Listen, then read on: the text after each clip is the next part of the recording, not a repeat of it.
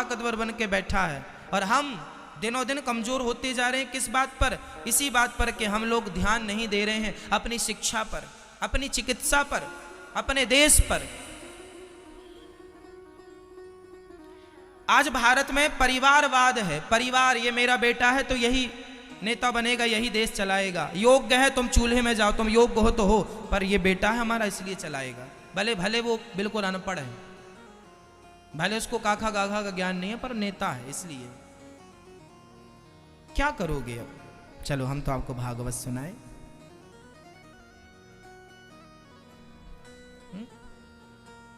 ये तो देश की बातें हैं मैया, ये तो मेरी चिंता है कि मेरा देश समृद्धवान बने।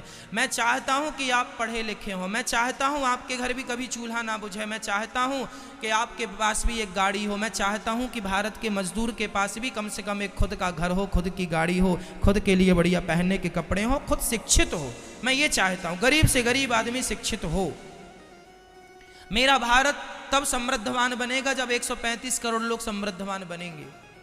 गरीबी बहुत देखी है माँ, बहुत गरीब है मेरा देश। आज भी लोगों के पास खाने को रोटियां नहीं हैं। कुछ लोगों के यहाँ कुत्ते बिस्किट खा रहे हैं और कुछ लोगों के यहाँ बच्चों को खाने को रोटियां नहीं हैं। बहुत दर्द आप लोगों में पता नहीं किस किस ने देखी गरीबी। मैंने बहुत नज़दीक से देखी है, मैं बहुत करीब से जानता हूँ गरीबी का दर्द क्या होता है। इसलिए मुझे चिंता रहती है कि कब मेरा देश, सबके घर में कब गाड़ी होगी, सबके घर में कब खुद का घर होगा, सबके घर की खुद की छाया, खुद का सब कुछ होगा, सब सुखी हो, समृद्धवान। सर्वे भवन्तु सुखिनः सर्वे सन्तु निरामया। सब सुखी रहें, सब निरोगी रहें।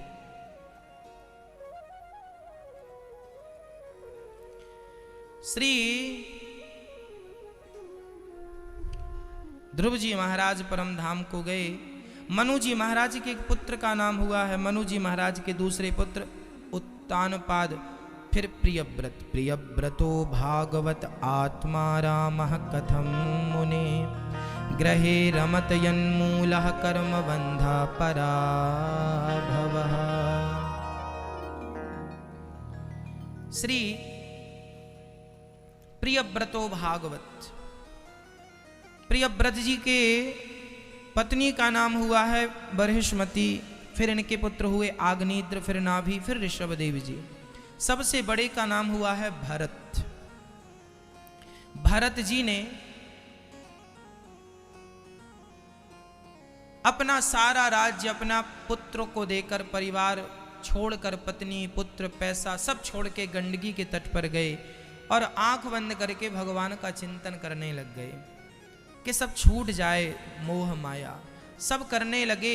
तभी क्या देखा उन्होंने कि वहाँ गंडकी नदी में एक मृगी पानी पीने आई, गर्भवती थी। शेर ने दहाड़ लगाई, मृगी जान बचाकर पानी में छलांग लगाई और उसी समय उसका बालक बच्चा, मृग का बच्चा, मृगी का बच्चा बाहर आ गया और पानी में वो भी बहने लगा। डिलीवरी वहीं हो गई।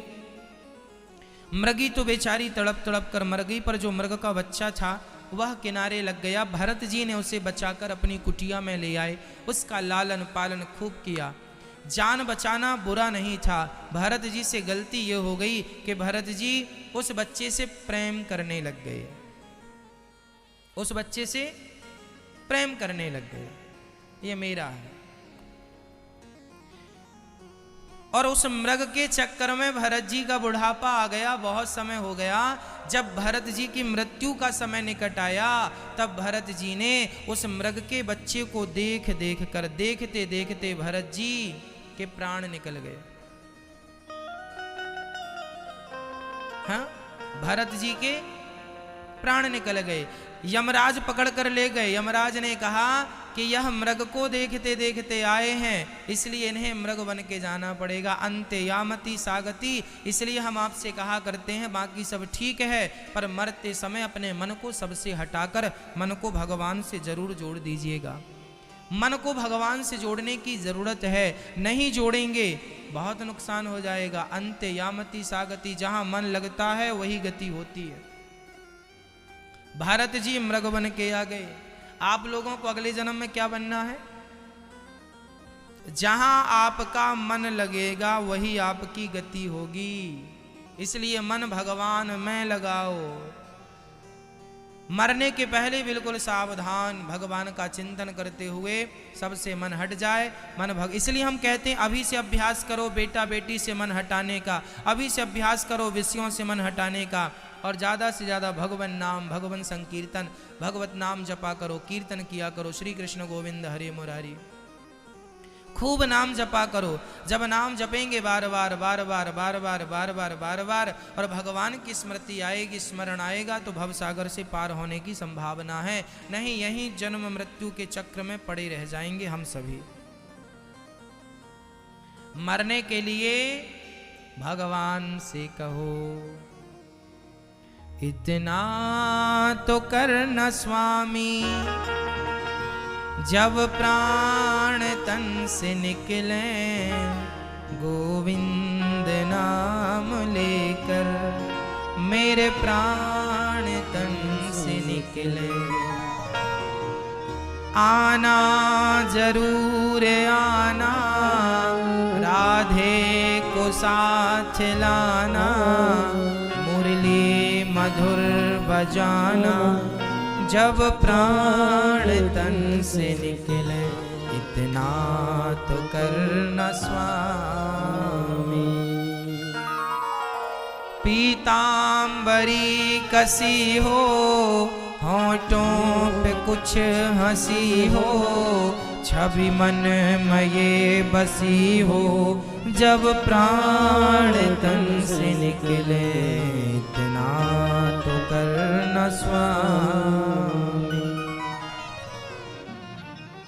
श्री गंगा जी का तट हो, मेरा सांवरा निकट हो, मेरे मुख में तुलसी दल हो, जब प्राण तन से निकले, इतना तो करना स्वामी।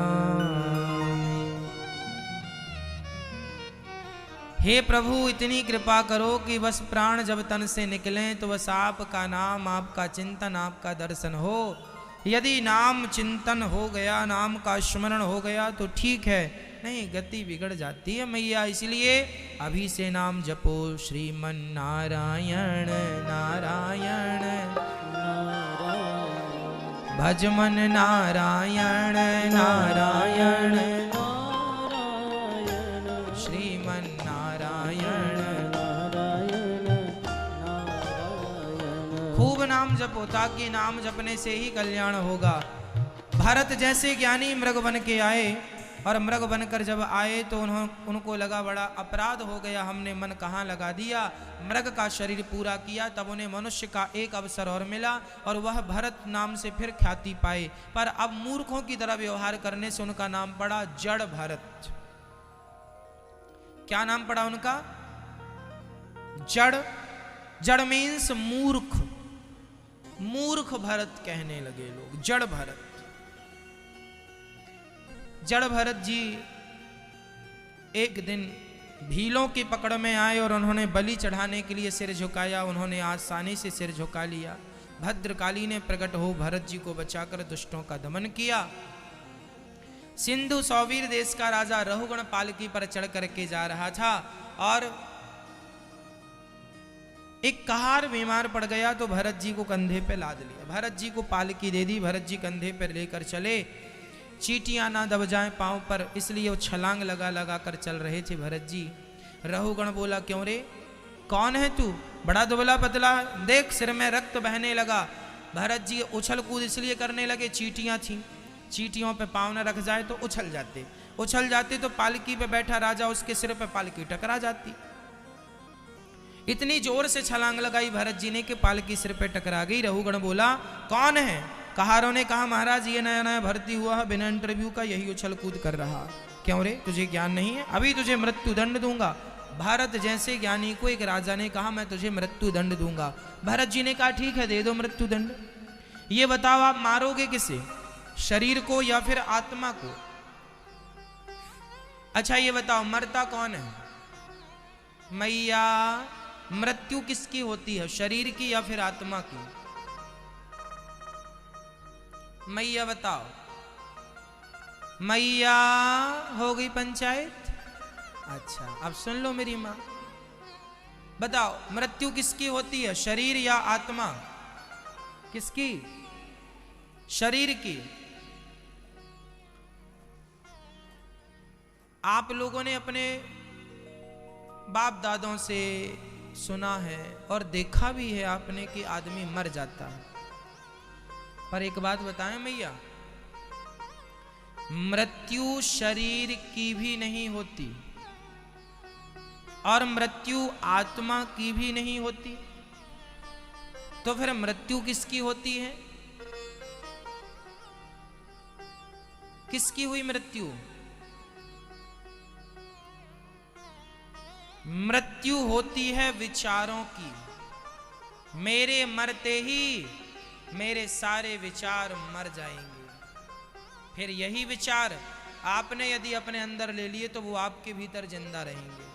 मेरे भीतर की विचार, मेरी सोच, मेरे सपने कि मैं देश को अपना समृद्धवान देखना चाहता हूँ, मेरे मरते ही मेरे साथ ये सपने मर जाते हैं, मेरे विचार मर जाते हैं, लेकिन मेरा शरीर नहीं मरता। अब आप कहेंगे शरीर क्यों नहीं मरता? सुन लो, मैं प्रमाण देता हूं। हमारा शरीर बना कितनी चीजों से है, पहले तो ये देखो। कितनों से? हमारा शरीर कितनी चीजों से बना है?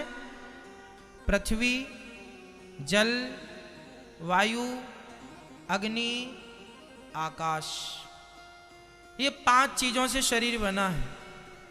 और अंत में जब हमें जलाया जाएगा तो ये 5 चीज कहां चली जाएंगी? 5 से बनी थी। मिट्टी का घड़ा मिट्टी से बना था, टूटा तो मिट्टी में ही मिल गया। 5 चीजों से शरीर बना है और अंत में ये 5 चीजें 5 में मिल जाती हैं। शरीर में जो पृथ्वी तत्व है वह पृथ्वी तत्व पृथ्वी में मिल गया, जल तत्व जल में मिल गया, अग्नि तत्व अग्नि में मिल गया, वायु तत्व वायु में मिल गया, आकाश तत्व आकाश में मिल गया। जहां से आपका शरीर निर्मित हुआ था वहीं मिल गया। अब इसे आप मरना समझ लो या मिलना समझ लो। इसे आप अपनी भाषा में मरना कहते हैं, मर गया। हमारी भाषा में मिलना कहते हैं। मिट्टी का घड़ा मिट्टी से बना, टूटा तो मिट्टी का घड़ा मिट्टी में जोर से मिल गया। ये नहीं कहते घड़ा मर गया। घड़ा कहां मरा? घड़े का आकार मर गया। ये मान सकते हैं कि घड़े का जो आकार था वह मर गया, पर घड़े की माटी तो नहीं मरी ना, वो माटी माटी में मिल गई। उसी तरह तुम्हारे 5 तत्व नहीं मरते, वो 5 में जाकर मिल जाते हैं। आत्मा परमात्मा से जाकर मिल गई। फिर मरा कौन? मर गया मेरा आकार, मर गया, मर गए मेरे विचार। मीरा के मरते ही मीरा के वो सारे विचार जितना वो लिख पाई कागज में, वो तो लिख पाई, तो आज हमारे बीच में उसके विचार पद के रूप में जिंदा है। पर जितना लिख पाई उतने तो जिंदा है, जो ना लिख पाई वो तो उसके साथ ही चले गए। हाँ या ना? तुलसीदास जी जितना लिख पाए सो लिख दिया, जो ना लिख पाए वो उनके साथ चला गया। व्यक्ति के मरते ही व्यक्ति नहीं मरता, उसके विचार मर जाते हैं। रही बात शरीर की, शरीर 5 तत्वों से बना है, 5 में मिल गया। आत्मा रही, आत्मा जाके कहां चली गई? हमारे शरीर में एक चीज और है। अब प्रश्न ये खड़ा हुआ कि महाराज जी फिर हमने जो पाप किया है, जो पुण्य किया है, वह पाप और पुण्य कौन भोगता है? बताओ, हमारे पुण्य और पाप का भोक्ता कौन है? कौन कौन भोगेगा? आपका शरीर तो यहीं जल गया, शरीर तो भोगा नहीं। आत्मा तो जाके परमात्मा से मिल गई। आत्मा तो वासांसि जीर्णानि यथा विहाय। आत्मा के बारे में गीता में लिखा है, नैनम छिंदन्ति शस्त्राणि नैनम दहति पावकः। आत्मा को ना जल गीला कर सकता, ना आग जला सकती है, ना वायु उड़ा सकती, मतलब कुछ भी। अब आत्मा नहीं भोग रही है, शरीर नहीं भोग रहा है, तो हमने जो पाप किया है वो कौन भोगेगा? कौन भोगता है? मरने के बाद व्यक्ति का क्या होता है? आपके मरने के बाद आपके साथ क्या होगा वो मैं आपको बता रहा हूं। सुनो, आपके पास कितने शरीर हैं? कितने? हम सभी के पास 3 शरीर होते हैं। पहला स्थूल, ये बैठा है, इस शरीर का नाम क्या है? बोलते जाओ मैया, क्या है? स्थूल शरीर। एक दूसरा शरीर है कारण शरीर। कारण मतलब जिसके कारण आपको मनुष्य का तन मिला, जिसके कारण बंदर को बंदर का तन मिला, चींटी को चींटी का, वो कारण शरीर है। हम उसकी बातें ना करें क्योंकि वह आपकी समझ के परे है। अब हम तीसरे शरीर की बातें करें। तीसरा है सूक्ष्म शरीर। तो हम सूक्ष्म को ले लें और स्थूल को ले लें तो 2 बचे हैं। अब आपका 2 शरीर है, मैं आपको दिखाता। ऐसा नहीं कि मैं बोल के निकल जाऊं, आप कहेंगे महाराज जी आप कह रहे 3 शरीर है, 3 बिन तो होता नहीं है। चलो मैं आपको दिखा देता हूं आपके शरीर। मैं आपके 2 शरीर दिखाता हूं। कारण शरीर तो चिता पे नष्ट हो जाता है। कारण शरीर आप विचार कह सकते हैं। विचार भी तो एक शरीर है। सूक्ष्म शरीर कह सकते हैं उसे। एक स्थूल शरीर ये बैठा है, एक सूक्ष्म शरीर और होता है। वह सूक्ष्म शरीर कहाँ है? आप जब सब कमरे में सोते हैं तो आपने कभी सपना देखा कि नहीं? आपने कभी सपना देखा? मैया भैया जी आप बताओ, आपने कभी सपना देखा? एक सज्जन सपने में हरिद्वार चले गए, गंगा जी नहा रहे थे। आप तो घर में सोए थे खिड़की और दरवाजे बंद करके, फिर ये हरिद्वार कौन चला गया? और जब आप सपना देखते हैं तो आपकी आंखें, हाथ, पांव, मुंह, पेट, पीठ ज्यों का त्यों आपका शरीर होता है, हाँ या ना? तो आपका एक शरीर वो था जो कमरे में सो रहा था, एक शरीर वो था जो स्वप्न में हरिद्वार घूम रहा था। 2 हो गए कि नहीं? तो जो कमरे में सो रहा था उस शरीर का नाम क्या है? अभी हमने बताया क्या? क्या? स्थूल शरीर। और जो स्वप्न देख रहा है हरिद्वार में गंगा नहा रहा, वो शरीर कौन सा है? वह सूक्ष्म शरीर है। कौन शरीर? सूक्ष्म शरीर। तो जब हम मरते हैं तो हमारा स्थूल शरीर मर जाता है, 5 तत्वों में मिल जाता है। हमारी भाषा है मिल गया, आपकी भाषा है मर गया, तो हम आपकी भाषा का ही प्रयोग कर लेते हैं आपकी आसानी के लिए। मरा कौन? सूक्ष्म शरीर नहीं मरा, स्थूल ये शरीर मर गया। जिस शरीर से आपने स्वप्न देखा था वह शरीर नहीं मरता, हमारी आत्मा निकलती है और आत्मा निकलकर उसी शरीर में प्रवेश कर जाती है जिस शरीर से आप लोगों ने कभी न कभी सपना देखा है। वह सूक्ष्म शरीर यहाँ से यमदूत पकड़ कर ले जाते हैं और यमदूत वहाँ यमराज के सामने पेशी करते हैं और यमराज वहाँ पर एक बड़ी सी टीवी लगा के रखे। आपने जन्म से मृत्यु तक जो जो पाप या पुण्य किया है सबका वहाँ पूरा डेटा उपलब्ध है। आपने कितना पुण्य किया, कितना पाप किया, कितना अच्छा किया, कितना बुरा किया, सब कुछ वहां यमराज दिखाते हैं। देखो आपने ये पाप किया, ये पाप किया। आप मैट नहीं सकते क्योंकि आपके सामने पूरी पिक्चर चलती है आपकी। अब यमराज ने कहा कि चलो जरा इनका हिसाब किताब करो। हिसाब किताब हुआ तो आपके 5 किलो पाप निकले। पाप कितने आपके? कितने? जोर से। और पुण्य कितने? ओनली 100 ग्राम। आप सारी जिंदगी में पाप कितना करते हैं? बहुत ज्यादा। पुण्य कितना करते हैं? बहुत कम। अब यमराज जी ने कहा भाई साहब देखो आपके 5 किलो तो पाप निकले हैं, 100 ग्राम पुण्य निकले हैं। 5 किलो पाप का फल ये है कि 84 लाख योनियों में आपको भेज दिया जाता है। कीट पतंगा बना के, चमगादड़ बना के, हाथी बना के, सुअर बना के, नाली का कीड़ा बना के, मच्छर बना के, मक्खी बना के, कॉकरोच बना के, हाथी बना के, शेर बना के, चीता बना के। ये 84 लाख योनियां तुम भोगते हो कुत्ता बिल्ली बंदर बन के। ये तुम्हारे 5 किलो पाप का दंड है। और जब सारा 5 किलो पाप भोग कर आप फिर यमराज के पास जाते हैं तो यमराज कहते हैं सारे पाप आपने भोग लिए, अब थोड़े से पुण्य बचे हैं, उस पुण्य के बल पर आपको ये मनुष्य का शरीर देके यमराज फिर मृत्यु लोक में भेजते हैं। जाओ अब गलती ना करना, 5 किलो पाप भोग के तो मनुष्य बने हो, अब मनुष्य बन के केवल अच्छे अच्छे कर्म करना ताकि भव सागर से पार हो जाओ और भगवान की प्राप्ति कर लो, नहीं तो यहीं बार बार जन्म बार बार मृत्यु के चक्र में पड़े रहना और यहीं तुम्हारी दुर्गति हो जाएगी।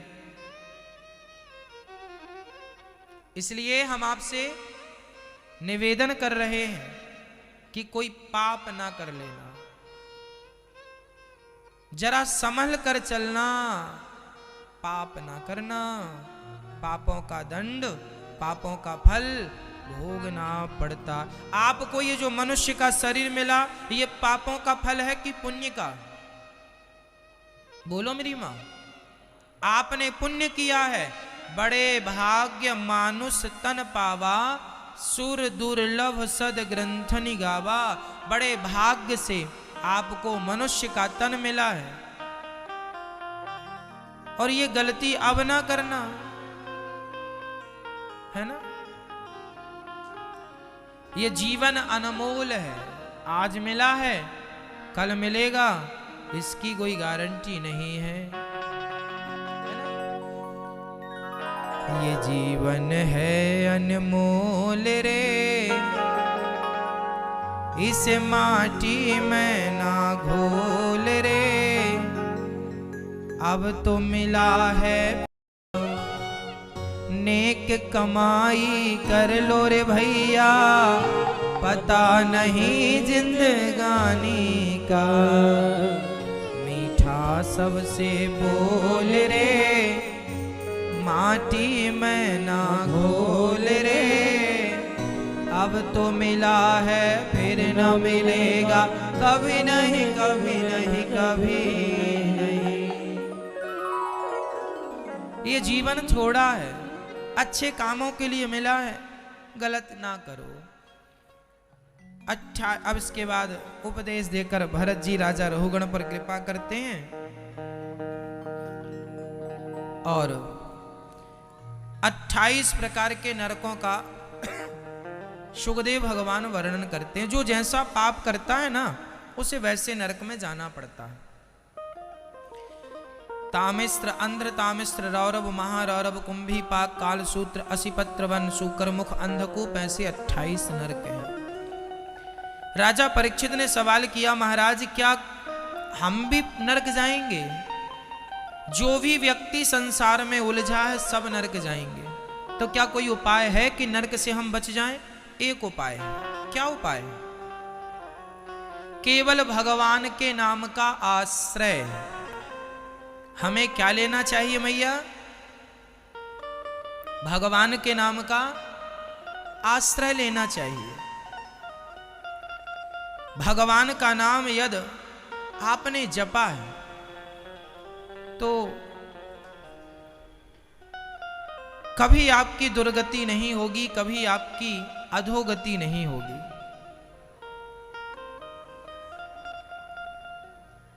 इसलिए हम आपसे निवेदन करते हैं कि कभी भी भगवान का नाम ना छोड़िए। कान्य कुब्जे ध्वजः कश्चित् दासी पति रजामिला, नाम्ना नष्ट सदाचारो दास्याः संसर्ग दूषितः। अजामिल नाम के एक ब्राह्मण थे। एक स्त्री से उन्होंने प्यार कर लिया। वह स्त्री एक वैश्या थी। उससे 9 बच्चे पैदा किए और परिवार इतना बड़ा होने पर अजामिल उस परिवार के पालन पोषण के लिए गलत काम करने लग गए। कभी चोरी कर लेते हैं, कभी भ्रष्टाचार कर लेते हैं, कैसे भी पैसा लाके अपने परिवार का पालन करते हैं। एक दिन गांव में कुछ संत आए तो अकस्मात अजामिल के घर भिक्षा लेने आ गए। अजामिल की पत्नी ने संतों से हाथ जोड़कर कहा, महाराज हम बहुत पापी हैं। अजामिल ने भी हाथ जोड़कर कहा, महाराज हम बहुत पापी हैं। अजामिल की पत्नी और अजामिल दोनों ने हाथ जोड़कर कहा, महाराज हम बहुत पापी हैं। उम्र बीत गई है, बुढ़ापा चल रहा है, ऐसी कृपा करो कि हम जैसे पतितों का भी उद्धार हो जाए। संतों ने कहा, देखो ऐसा करो कि तुम भगवान का नाम जपा करो। बोलो श्रीमन नारायण। अजामिल बोला, महाराज मैं इतना व्यस्त रहता हूं कि मैं नाम नहीं जप पाऊंगा। संत जी ने कहा 10 मिनट ध्यान लगाया कर। अजामिल बोला, महाराज ये ध्यान पूजा पाठ मेरे वश की नहीं है, कोई ऐसा उपाय बताओ कि मेरा मोक्ष हो जाए, उद्धार हो जाए। संतों ने देखा कि अजामिल की पत्नी गर्भवती थी। अजामिल से कहा कि तुम अपने छोटे पुत्र, जो पुत्र होने वाला है, उसका नाम तुम केवल नारायण रख देना। संत कहकर चले गए। अजामिल का बेटा हुआ, नाम उसने नारायण रखा। देखो पूजा पाठ हम ना कर पाए, यज्ञ जप तप ना कर पाए, हम कोई साधन ना कर पाए, केवल भगवान के नाम का आश्रय ले लें तो भी भवसागर से पार जाने के दरवाजे खुल जाते हैं हम जैसों के लिए। और हम तुच्छ प्राणी हैं मैया, हम कोई यज्ञ जप तप साधन तो कर नहीं सकते। हम जैसे पतितों को तो एक ही उपाय बचा है, केवल नाम का आश्रय। इसलिए हम आपसे कहा करते हैं कि हर हाल में नाम जपा करो मैया, काम करते रहा करो और नाम श्रीमन नारायण श्रीमन नारायण। कोई एक नाम पकड़ लो। नारद जी क्या जपते हैं? जोर से बोलो। नारद जी का कीर्तन है श्रीमन नारायण श्रीमन नारायण श्रीमन नारायण। नारद जी जपते श्रीमन नारायण। ये नारद जी का कीर्तन है। हनुमान जी का कीर्तन क्या है? हनुमान जी का कीर्तन क्या है? हनुमान जी क्या जपते हैं बताओ? हाँ नहीं है, ये नहीं जपते हनुमान जी। हनुमान जी क्या जपते हैं? श्री राम जय जय राम, श्री राम जय जय राम, श्री राम जय जय राम, श्री राम जय जय राम। हनुमान जी क्या जपते हैं? श्री राम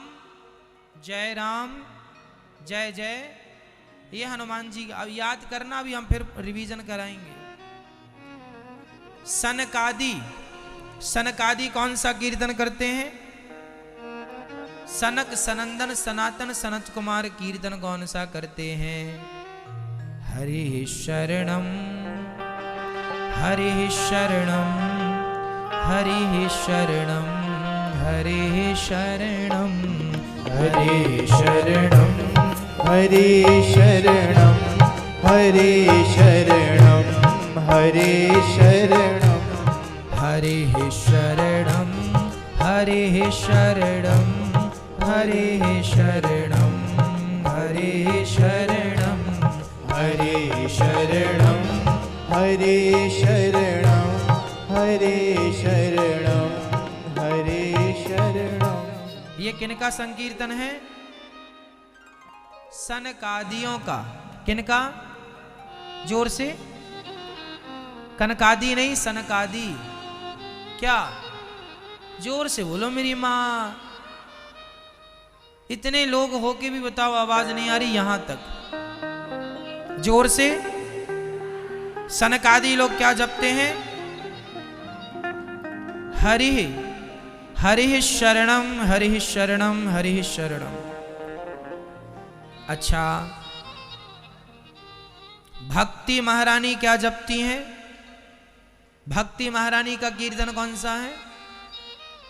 भक्ति महारानी का कीर्तन है। श्री कृष्ण गोविंद हरे मुरारी, हे नाथ नारायण वासुदेवा।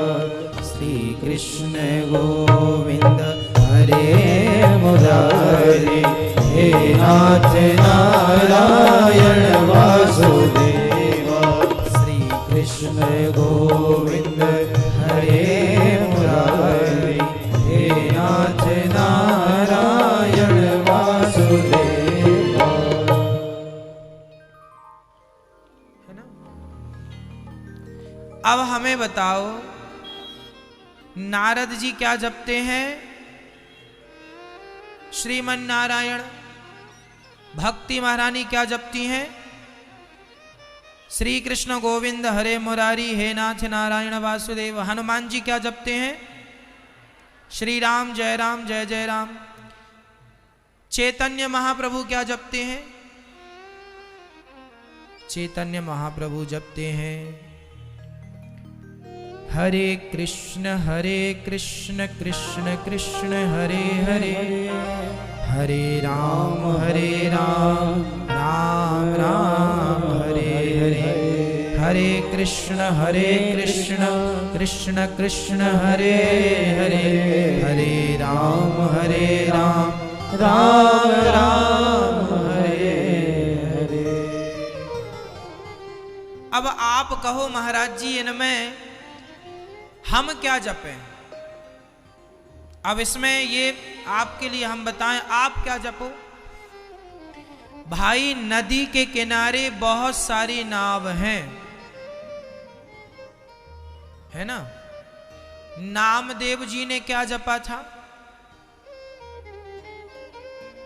क्या जपा नामदेव जी ने? नामदेव जी ने जपा विठ्ठल विठ्ठल विठ्ठला, पांडुरंग विठ्ठला, विठ्ठल विठ्ठल विठ्ठला, पांडुरंग विठ्ठला, विठ्ठल विठ्ठल विठ्ठला, पांडुरंग विठ्ठला, विठ्ठल विठ्ठल विठ्ठला, पांडुरंग विठ्ठला, विठ्ठल विठ्ठल विठ्ठला, पांडुरंग विठ्ठला, विठ्ठल विठ्ठल विठ्ठला, पांडुरंग विठ्ठला। तो ये मैया जी नाम है, कीर्तन है। अब ये बताओ, आप क्या जपें इनमें से? भाई, नदी के किनारे सैकड़ों नाव होती हैं, प्रत्येक नाव आपको पार लगाने की क्षमता रखती है कि नहीं, ताकत रखती है कि नहीं? जिस नाम पर आपकी श्रद्धा है, आप उस नाम को पकड़ लीजिए। हनुमान जी ने श्री राम जय जय राम जपा, आप भी यदि ये पकड़ लेंगे तो भवसागर से पार हो जाएंगे। नारद जी ने श्रीमन नारायण पकड़ा, आप भी ये पकड़ लेंगे तो भवसागर से पार हो जाएंगे। भक्ति ने श्री कृष्ण गोविंद हरे मुरारी जपा, आप भी जप लेंगे, पार हो जाएंगे। चैतन्य महाप्रभु ने हरे कृष्ण का जाप किया, आप भी जप लेंगे, पार हो जाएंगे। ये सारे कीर्तन हमें भवसागर से पार लगाने वाले हैं, सारे मंत्र भवसागर से पार लगाने वाले हैं। आपकी आस्था, आपकी श्रद्धा जिन पर है, एक को पकड़ के बस लग जाइए उस नाम को जपने के लिए, पार हो जाएंगे। इसलिए हम कहा करते हैं, श्रीमन नारायण चरणौ शरणम प्रपद्ये श्रीमते नारायणाय नमः। श्रीमन नारायण का जाप कर लो बस। ये सरल है, सहज है, आसान है, नाम जपो, काम हो जाएगा, है ना? अच्छा, नरसिंह मेहता ने कौन सा कीर्तन जपा था? नहीं पता। नरसिंह मेहता ने जपा राधे कृष्णा कृष्णा कृष्णा राधे राधे, राधे श्याम श्याम श्याम राधे राधे, राधे कृष्णा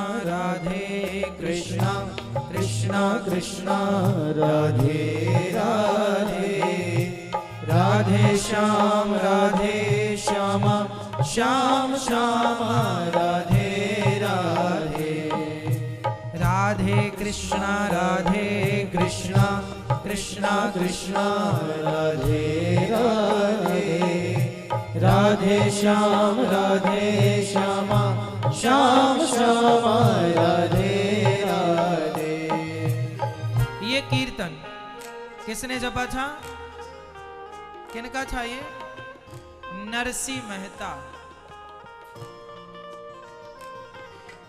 आपके लिए इतने सारे ऑप्शन हैं, जो भी नाम आपको पसंद हो, जो भी कीर्तन अच्छा लगे, बस उसको पकड़कर उसमें पूरा विश्वास करके, उसमें दृढ़ विश्वास करके जपिए। वही नाम आपको भवसागर से पार लगाएगा, वही।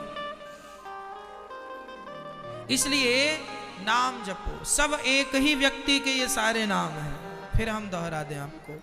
अजामिल क्या जपने लगा? अपने बेटे का नाम जपने लगा। बेटा नारायण जरा पानी लाओ, बेटा नारायण जरा दूध लाओ, बेटा नारायण जरा अपनी माँ को बुलाओ, बेटा नारायण जरा यहाँ आओ, बेटा नारायण जरा थाली लाओ, बेटा नारायण जरा गिलास लाओ, बेटा नारायण यहाँ आओ, बेटा नारायण सो जाओ, बेटा नारायण जाग जाओ, नारायण नारायण नारायण नारायण। उसी समय यमदूत आ गए, चल अजामिल बहुत बड़ा पापी है, चल। अब उसको भगवान के नाम का तो अभ्यास नहीं था, लेकिन बेटे का नाम जपते जपते बेटे के नाम का अभ्यास हो गया। और जब मौत आई तो उसने जोर से पुकारा, दूरे क्रीडन का सक्तम पुत्रम नारायणा वयम, प्लावितेन स्वरेणोच्चै राजुहावा कुलेन्द्रियः। क्या पुकारा? बेटा नारायण नारायण नारायण। बेटे ने तो नहीं सुना, परम पिता परमात्मा ने सुन लिया और सुंदर सा विमान भेजा, जाओ मेरे भक्त को लेकर के आओ। भगवान आए, भगवान के पार्षद आए, यमदूतों से कहा चलो छोड़ो, ये भगवान के धाम जाएगा। यमदूतों ने कहा सारा जीवन इसने पाप किया है, इसे क्या है स्वर्ग वैकुंठ ले जा रहे हो? बोले सारा जीवन पाप किया है तो क्या हुआ, मरते समय इसके मुंह से भगवान का नाम निकला है। और भगवान कहते हैं कि जो मेरा नाम पुकार लेता है मृत्यु के समय भी, वह कितना भी बड़ा पापी हो, मैं उसे मोक्ष का अधिकारी बना देता हूं। ये नाम की महिमा है, आप लोग हल्के में ना लेना। भगवान के नाम की बड़ी महिमा। यदि नाम में बल ना होता तो राम नाम के पत्थर भला पानी में कैसे तैर जाते? हाँ, कि राम जी के नाम ने तो पत्थर भी तारे, राम जी के नाम ने तो पत्थर भी तारे। जो न जपे राम वो है किस्मत के मारे, जो न जपे राम वो है किस्मत के मारे। नाम ने तो पत्थर को भी तार दिया मैया। जब नाम ने पत्थर को नहीं डूबने दिया तो विश्वास करके चलना, वो नाम हमें और आपको नहीं डूबने देगा। वो नाम बहुत शक्तिशाली है। राम नाम में बड़ी ताकत है। अजामिल जैसे पापी नाम के बल पर तर गए और भगवत धाम को चले गए। अच्छा, अजामिल का उद्धार हुआ है, कुछ दिनों के लिए जिंदगी फिर मिली। 12 वर्ष खूब भगवान का भजन किया और अजामिल जैसा पापी भगवान के धाम को चला गया। आप यज्ञ करना, पूजा करना, पाठ करना, जप करना, तप करना कुछ नहीं जानते, तो बर्तन धुलती धुलती मेरी माताएं भगवान का नाम जपती रहें, श्रीमन नारायण श्रीमन नारायण। कपड़े धुलते धुलते, अरे नहाते नहाते बोलते रहो श्रीमन नारायण श्रीमन नारायण, तो भी काम हो जाएगा। आप बिस्तर में बैठे बैठे बोल सकते हैं, सवेरे जागते ही श्रीमन नारायण श्रीमन नारायण श्रीमन नारायण का जाप कर सकते हैं। हम आपसे कहें मैया 100 करोड़ जाप करना है आपको मरने के पहले, कर लोगे? कितना जाप करना है? 100 करोड़। खूब जाप करो, श्रीमन नारायण श्रीमन नारायण श्रीमन नारायण श्रीमन नारायण। काम करते रहो, मैं ये नहीं कहता काम धाम छोड़ दो ना जी, खूब काम करो, खूब पैसा कमाओ, सब करो, पर काम करते हुए भगवान का नाम श्रीमन नारायण श्रीमन नारायण श्रीमन नारायण जपते रहो, नाम का फल आपको मिल जाएगा, खूब आनंद आएगा।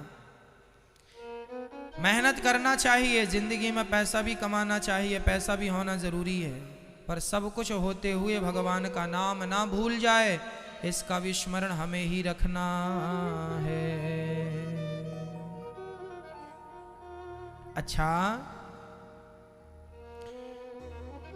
एक बार क्या हुआ, इंद्र ने अपने गुरु का अपमान कर दिया, गुरु जी बेचारे नाराज होके चले गए।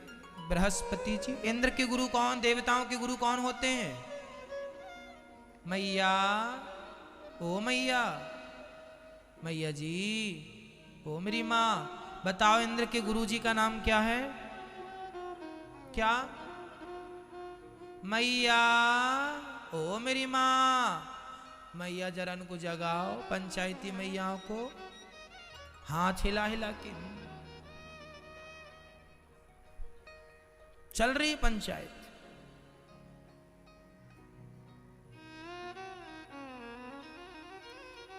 देवताओं के गुरुजी कौन? बृहस्पति जी। बृहस्पति जी, एक बार इंद्र वहां बैठे थे और बृहस्पति जी आए। इंद्र ने देख लिया कि गुरुजी आए हैं, पर उठकर खड़े नहीं हुए। जीवन में कभी गुरुजनों का अपमान ना करना। भगवान का अपमान हो जाएगा तो भगवान माफ कर देंगे, पर भगवान के भक्त का अपमान हो जाएगा तो भगवान कभी माफ नहीं करेंगे। इसलिए गुरुजनों का अपमान ना हो, इसका ख्याल हमें रखना चाहिए। सम्मान करना है, अपमान नहीं। इंद्र ने अपमान कर दिया, गुरुजी रुष्ट होके चले गए। परिणाम, इंद्र को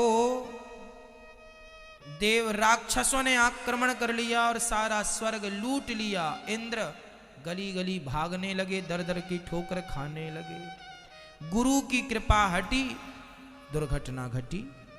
इसलिए गुरु की कृपा ना हटे।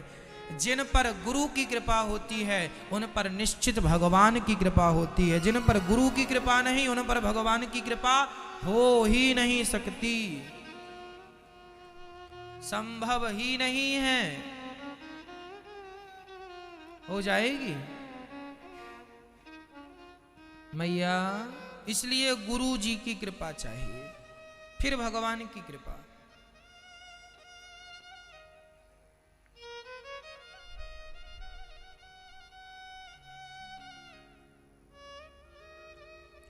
इंद्र ने गुरु का अपमान किया, गुरुजी नाराज हो गए, देवताओं ने लूट लिया, राक्षसों ने लूट लिया। इंद्र दर दर की ठोकर, तब विश्वरूप को गुरु बनाया। इमरजेंसी। नारायण कवच की दीक्षा ली। ओम हरिर विदध्यान मम सर्व रक्षाम न्यस्तांग्रि पद्मः पद्गेन्द्र पृष्ठे दरारि चरमासिगदे सुचाप पासान् दधानोष्ट गुणोष्ट बाहु जले सुमां रक्षतु मत्स्यमूर्तिर्यादो गणेभ्यो वरुणस्य पासात् स्थलेषु मायावतु वामनो व्यात् त्रिविक्रमः खेवतु विश्वरूपः। ये नारायण कवच है। मैया भागवत जी के 6वें स्कंद के 8वें अध्याय, 6वें स्कंद के 8वें अध्याय में ये नारायण कवच का पाठ है। आप वृंदावन आए हैं तो नारायण कवच की एक पुस्तक छोटी सी आती है, 5 रुपए की, लेकर जाना, 5-10 रुपए की आती है। वो नारायण कवच आप जरूर पढ़ा करो घर से निकलने के पहले। बच्चे पढ़ें, पत्नी पढ़े, पति पढ़े, नाना पढ़े, नानी पढ़े, दादा पढ़े। जो व्यक्ति नारायण कवच का पाठ करता है उनके रक्षक स्वयं भगवान नारायण होते हैं, और बहुत पावरफुल कवच है ये नारायण कवच। कवच मीन्स सुरक्षा कवच, सब प्रकार से सुरक्षा। नारायण कवच संस्कृत में होता है, कठिन है, पढ़ना अभ्यास करने से आएगा, नहीं तो हिंदी पढ़ लेना। 10-5 रुपए की पुस्तक मिल जाएगी आपको, नारायण कवच। खूब पढ़ना, बच्चों को बैग में रखना, बच्चों को पढ़ाना, भगवान रक्षक होते हैं। अच्छा मैया, मैं एक बात बताऊं, बच्चों के बैग में गीता भी रखा करो। पढ़ाएं, अच्छा है, पढ़ें, ठीक है। एक बार क्या हुआ, एक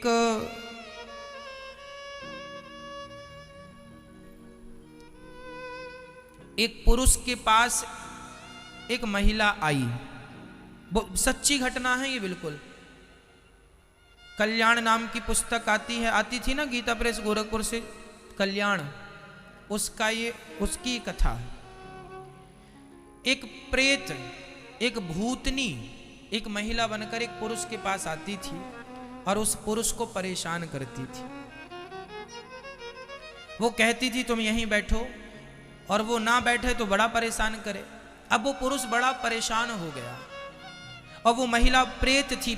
कोई प्रेत बाधा रही होगी। कई बार आपके पूर्वज तरते नहीं हैं, प्रेत बन जाते हैं, भूत बन जाते हैं। आप लोग भी भूत ना बन जाना, इसके लिए कथा बथा सुनते रहना। नहीं, पुरुष लोग भूत बनते हैं और महिलाएं चुड़ैलन इत्यादि बन जाती हैं। तो वो कोई चुड़ैलन थी, कोई भूतनी थी। तो हनुमान चालीसा में भी लिखा है भूत पिशाच निकट नहीं आवे। अब आप कहते हैं महाराज जी भूत थोड़ी होता। अरे भाई, भूत नहीं होता तो तुलसीदास जी भूत का जिक्र क्यों करते? जिक्र है मतलब है। और आपको भूत देखना है तो मैं तुरंत दिखा सकता हूं आपको। यहां से पास में मेहंदीपुर बालाजी हनुमान जी का मंदिर है, चले जाइएगा। खूब भूत वाले लोग आते हैं, झूम बराबर झूम शराबी वाले पूरे मिल जाएंगे आपको वहां। और बड़े प्रेत सब आज भी हैं। आप देख लो, अपनी आंखों से देखो ना, किसी पर विश्वास करने की जरूरत ही नहीं है। अपनी आंखों से देखो, पहले इस्तेमाल करें फिर विश्वास करें।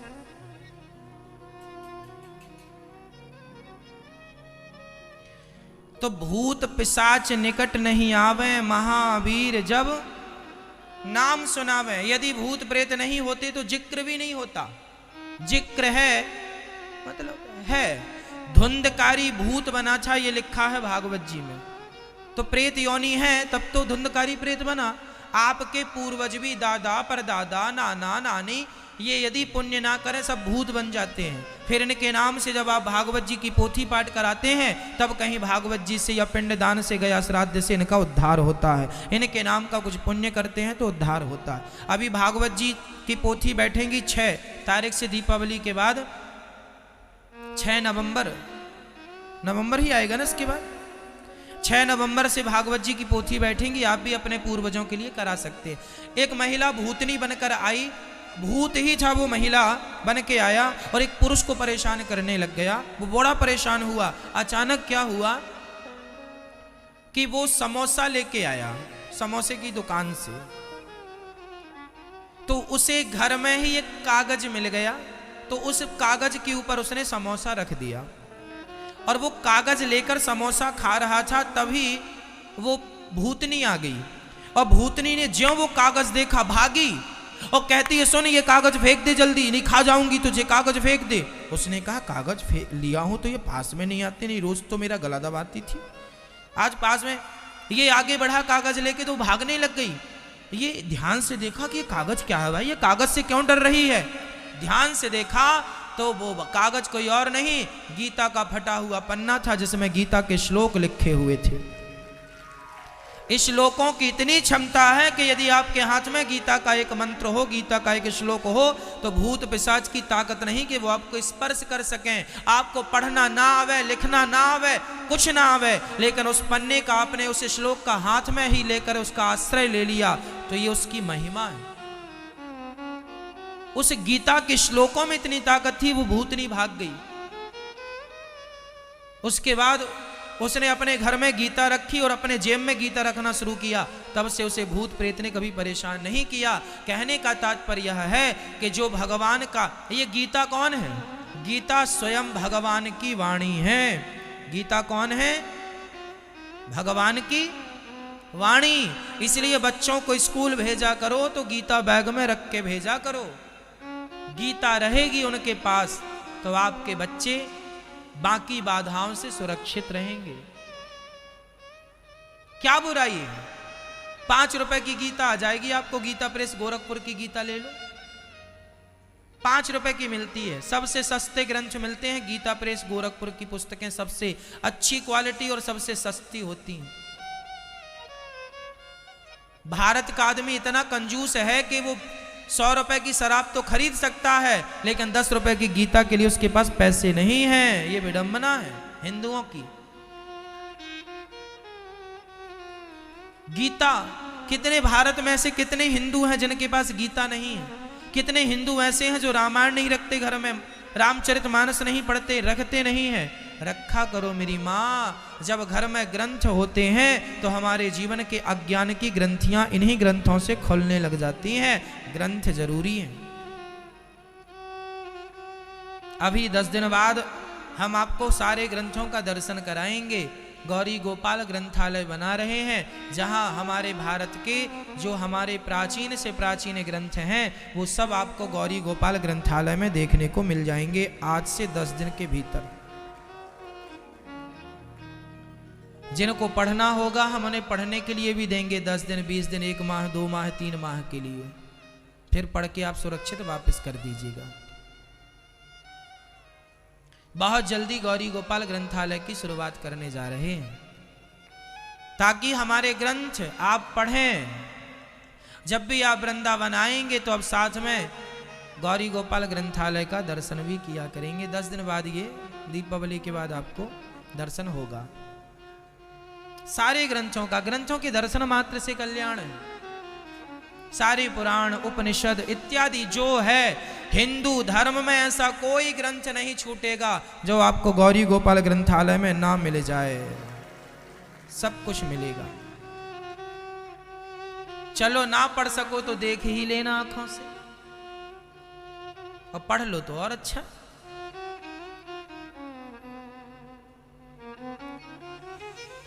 श्री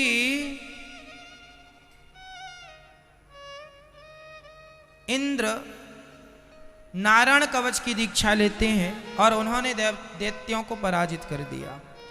तब स्वर्ग के राजा बन गए इंद्र। यज्ञ कराया, विश्वरूप की हत्या कर दी। इंद्र ने 4 लोगों में ब्रह्म हत्या बांटी। पहली हत्या स्त्री को, दूसरी पृथ्वी को, तीसरी वृक्ष को, चौथी जल को।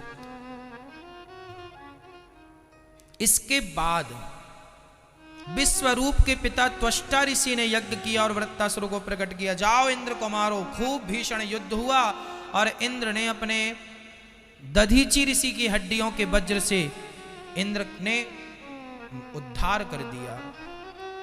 वृत्तासुर ने मरने से पहले अहम हरि तब पादैक्य मूल दासानुदासो भवितास्मि भूयः नानाक पृष्ठम न च पारमेष्ठ्यम न सार्वभौमं न रसाधिपत्यम न योग सिद्धिरपुनर्भवं वा समंजसत्वा बिरहैकांक्षे अजात पक्षा इव मातरं खगा स्तन्यं यथा वत्सतरा क्षुधार्ता। क्या बढ़िया बात कहा। वृत्तासुर कहते हैं प्रभु मैं दासानुदासो भवितास्मि भूया, मैं आपकी भक्ति नहीं कर सकता। कोई बात नहीं, मुझे आप अपने भक्तों की भक्ति प्रदान कर दीजिए ताकि मैं आपके भक्तों की भक्ति करता रहूं। भक्तों के चरणों की रज बड़ी श्रेष्ठ है। एक बात बताएं भक्तों, भगवान तो भगवान है। एक काम करना, आप बिहारी जी के दर्शन ना कर पाओ तो कोई बात नहीं, बिहारी जी का दर्शन करके जो आया है, जो आई है, जो अभी अभी बिहारी जी का दर्शन करके आए हैं भक्त, उनका दर्शन कर लेने से भी बिहारी जी के दर्शन का पुण्य मिल जाता है। यही है दासानुदासो भवितास्मि भूया।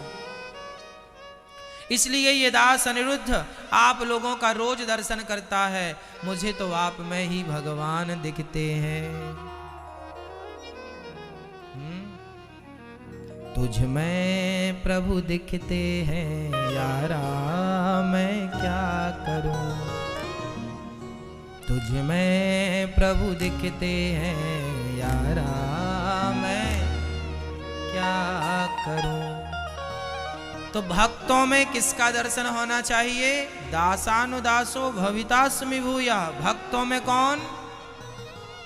भक्तों में किसे देखना है? भगवान को।